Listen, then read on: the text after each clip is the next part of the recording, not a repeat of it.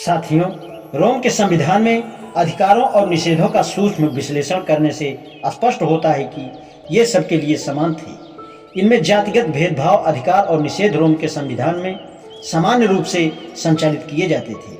नागरिक और राजनीतिक अधिकारों का उपयोग कोई भी कर सकता था और इन अधिकारों की समाप्ति पर सभी को एक समान प्रतिबंध भुगतने पड़ते थे। ब्राह्मणवादी विधान का चरित्र कैसा है? यह निर्विवाद है कि अधिकार और निषेध समान रूप से सबके ऊपर लागू नहीं किए जाते थे। सबका अधिकार वर्ण था। ब्राह्मणवादी विधान का सैद्धांतिक आधार सभी अधिकार प्रथम 3 वर्गों को और सभी निषेध शूद्रों के लिए थे। ब्राह्मणवादी विधान के शीर्षतम समर्थक कह सकते हैं कि रोमन विधान भी हमारे विधान की भांति वर्ग पर आधारित था। इस पर विचार किया जा सकता है। जहाँ तक कुलीन और सामान्य जन का संबंध है, अधिकारों और निषेधों का वर्ग विभाजन था।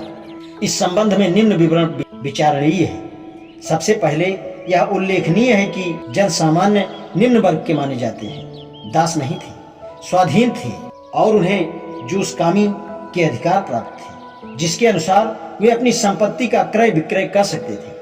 उनके ऊपर केवल राजनीतिक और सामाजिक अधिकारों की पाबंदी थी। दूसरी बात यह है कि उन पर लागू ये प्रतिबंध अस्थायी नहीं थे। उन्हें 2 प्रकार के सामाजिक प्रतिबंधों को झेलना पड़ता था।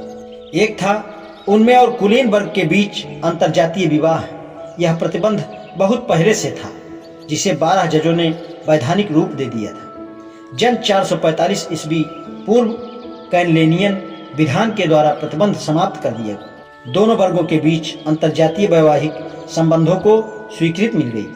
निम्न वर्ग के सामान्य जन दूसरे निषेध के द्वारा रोम के मंदिरों में पॉन्टिफ और उग्रुस नामक पद ग्रहण नहीं कर सकते थे। इस संबंध में 300 ईसा पूर्व आगुनियन विधान के लागू होने पर यह प्रतिबंध भी समाप्त हो गया। जहाँ तक असेंबली के लिए वोट के अधिकार का संबंध है, रोम के 6ठे सम्राट के काल में सर्वियस टूरियस संविधान के लागू होने पर यह अधिकार भी उन्हें प्राप्त हो गया। राजनैतिक प्रतिबंधों के अनुसार वे प्रशासनिक नियुक्त नहीं किए जा सकते थे। सन 509 ईसा पूर्व में गणराज्य की स्थापना के साथ ही यह निषेध भी नहीं रहा। इस संबंध में प्लेबियस ट्रिब्यून की नियुक्ति 494 ईस्वी पूर्व हुई और औपचारिक रूप से 412 ईसा पूर्व उनके लिए कोषाध्यक्ष पद मिलने लगा। वास्तविक रूप से 367 ईसा पूर्व कांसुलशिप मजिस्ट्रेट पद, 366 ईसा पूर्व कुरले डिलेसेप दंडाधिकारी, 351 ईसा पूर्व में होटेसियन असेंबली शुरू होती थी। सामान्य जन की महत्वपूर्ण विजय हुई। इस विधान के लागू होते ही सभी रोम के निवासी पर लागू विधानों में एक रूपता आ गई और ऊंच नीच के भेदभाव लगभग समाप्त हो गए। इस प्रकार सामान्य और कुलीन वर्ग समान श्रेणी में आकर राजनैतिक अधिकारों का समान उपभोग करने लगे।